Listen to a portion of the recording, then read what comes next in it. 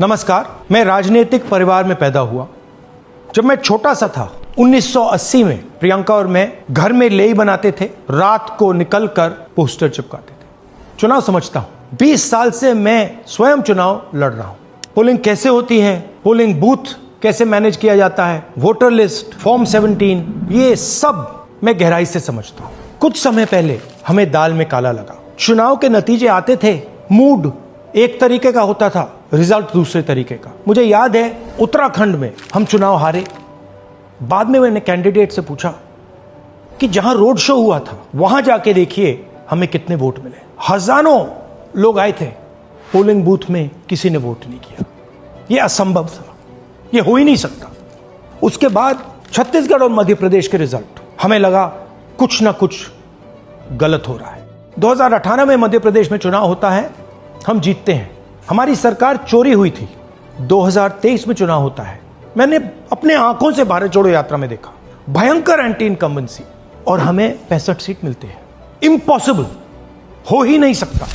और फिर महाराष्ट्र में पहली बार हमें सबूत मिला। विधानसभा और लोकसभा के बीच में जादू से नए वोटर आते हैं, और जहां भी इन नए वोटर्स ने वोट किया वहां वोट बीजेपी को गया। महाराष्ट्र चुनाव के बाद जब हमें डाउट हुआ, हमारे गठबंधन के सारे नेताओं ने प्रेस कॉन्फ्रेंस किए और हमने इलेक्शन कमीशन से कहा कि आप हमें वोटर लिस्ट दीजिए, वीडियो रिकॉर्डिंग दीजिए। इलेक्शन कमीशन ने मना किया। ना उन्होंने हमें वोटर लिस्ट दी और ना उन्होंने वीडियो रिकॉर्डिंग दी। डाउट हुआ, क्यों नहीं दे रहे, क्या कारण है? तो हमारे दिमाग में सवाल उठा, क्या इलेक्शन कमीशन बीजेपी की मदद कर रहा है? क्या इलेक्शन कमीशन ही इलेक्शन को चोरी करवा रहा है? इसके बाद हमने एक टीम सेटअप की और हमने उन्हें कहा कि आप जाइए, एक कंस्टिट्यूएंसी में जाके ढूंढिए, सच्चाई ढूंढिए, किस प्रकार से चीटिंग की जा रही है, किस प्रकार से यह काम किया जा रहा है और कौन कौन इस काम को कर रहे हैं। सबसे महत्वपूर्ण बात यह है कि इलेक्शन कमीशन डिजिटल डेटा नहीं देता है, फिजिकल डेटा देता है। मतलब लाखों कागज में वोटर लिस्ट दे देगा, मगर डिजिटल वोटर लिस्ट किसी को कभी नहीं देता है। क्यों नहीं देता? कारण क्या है? कारण है कि अगर डिजिटल डेटा मिल जाए तो इलेक्शन कमीशन की सच्चाई पूरे देश को पता लग जाएगी। हमने टीम को बताया, मैंडेट दी कि आप जाके चेक कीजिए, आप 5-7 सीटों पे पता लगाइए कि चीटिंग हुई, और अगर हुई तो कैसे हुई। टीम ने हमें एक दिन बताया कि 5-7 सीटों पे काम किया ही नहीं जा सकता। क्यों? मैंने उनसे पूछा क्यों नहीं किया जा सकता।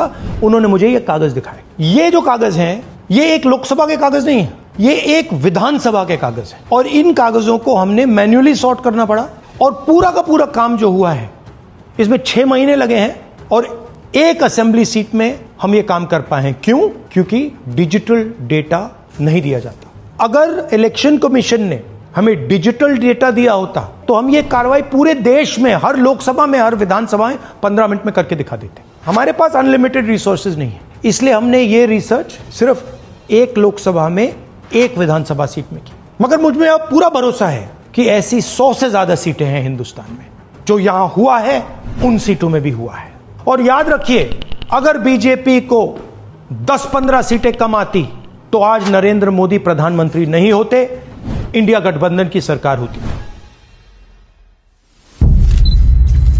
जांच ने 5 तरीके की चोरी पकड़ी है। डुप्लीकेट वोटर, जिसका मतलब एक वोटर के नाम वोटर लिस्ट में अनेक जगह आ रहे हैं। फेक एड्रेस, मतलब एड्रेस है ही नहीं, या फिर house number 0। Bulk voter in single address, मतलब एक छोटे से घर में 40, 50, 60 लोग रह रहे हैं। इनवैलिड फोटोज, छोटी सी फोटो है या फिर फोटो ही नहीं है, और वो जो छोटी फोटो है वो दिखती भी नहीं है। कौन है, किसका चेहरा है, नहीं पता लग सकता। Misuse of form 6। Form 6 first time voters के लिए होती है, मतलब जिनकी एज 18-20 साल की हो, मगर वोटर लिस्ट में 90 साल के लोग फॉर्म 6 का प्रयोग कर रहे हैं। चुनाव में 6,50,000 वोटर थे, उसमें से 1 लाख चोरी के थे। अब मैं आपको 5 उदाहरण देता हूं। यह देखिए, गुरकीरत सिंह डांग, इसका नाम 4 अलग अलग बूथों पे आता है। यह कैसे हुआ और क्यों हुआ? एक और उदाहरण, विशाल सिंह, वाराणसी में वोटर लिस्ट में नाम है और बेंगलोर में 2 बार वोटर लिस्ट में नाम आता है। क्या ये वाराणसी में वोट कर रहे हैं या बेंगलोर में वोट कर रहे हैं या दोनों जगह वोट कर रहे हैं? एक और उदाहरण देखिए, हाउस नंबर 0। तो आपने कभी सुना है हाउस नंबर 0? हमने तो नहीं सुना था, मगर बेंगलोर में हजारों हाउस नंबर 0 हैं वोटर लिस्ट पे। हाउस नंबर 35 की कहानी सुनिए। छोटा सा घर है, ज्यादा से ज्यादा 4 लोग रह सकते हैं, मगर इस 35 में 80 लोग वोटर लिस्ट में रजिस्टर्ड है। ये ईआरओ ने कैसे अप्रूव किया, क्यों अप्रूव किया, पता लगाना है। अच्छा, अब ये देखिए वोटर लिस्ट, इनकी फोटो देखिए, या फोटो है ही नहीं या फिर छोटी छोटी फोटो है जो दिख नहीं सकती। इन वोटर आईडीज पे वोट दिया गया है।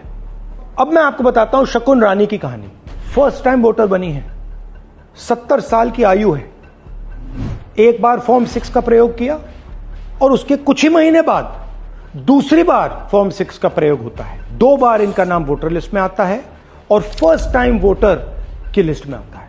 ये फर्स्ट टाइम वोटर हो ही नहीं सकती। तो क्या शकुन रानी जी ने वोट किया या किसी और ने शकुन रानी जी के लिए वोट किया? ये ही छुपाने के लिए सीसीटीवी का डेटा हमें नहीं दिया जा रहा है।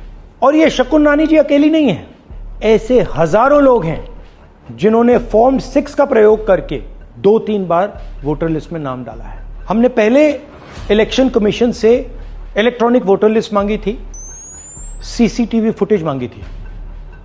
उन्होंने अपना काम नहीं किया, हमें नहीं दिया। फिर हमने अपना इन्वेस्टिगेशन कराया, आरटीआई भरे और हमारे पास डेटा आया। भाइयों और बहनों, सच्चाई यह है कि हिंदुस्तान में इलेक्शन कमीशन और बीजेपी मिलकर इलेक्शन चोरी कर रहे हैं। यह पूरा का पूरा सबूत ब्लैक एंड व्हाइट में आज हमने आपको दिया है। इलेक्शन कमीशन जानता है कि हमने उनकी चोरी पकड़ ली है, इसीलिए एसआईआर आया है। यह एसआईआर जो है इंस्टीट्यूशनलाइज चोरी है। इलेक्शन कमीशन खुलकर बिना डरे बीजेपी के साथ मिलकर चोरी कर रहा है। और ये जो एसआईआर है, इसका लक्ष्य गरीबों का जो हक है, उनका वोट जो है, उनसे चोरी करने का है। मैं आपको एक और बात बताना चाहता हूं। इस पूरी इन्वेस्टिगेशन में हमने वोटर एडिशन को देखा है, मगर जितना एडिशन होता है शायद उससे ज्यादा डिलीशन होता है, सबट्रैक्शन होता है। तो ये सिर्फ एक मेन तरीका हमने पकड़ा है, दूसरे तरीके पे हमने इन्वेस्टिगेशन की ही नहीं अभी। मैं इलेक्शन कमीशन और इलेक्शन के ऑफिसर्स को साफ कह रहा हूं, आप जो कर रहे हो गलत कर रहे हो, ये ट्रीजन है, देश के खिलाफ है। ये मत भूलिए, टाइम आएगा हम आपको पकड़ेंगे, बचने वाले नहीं हो। It is critical that we expose voter चोरी।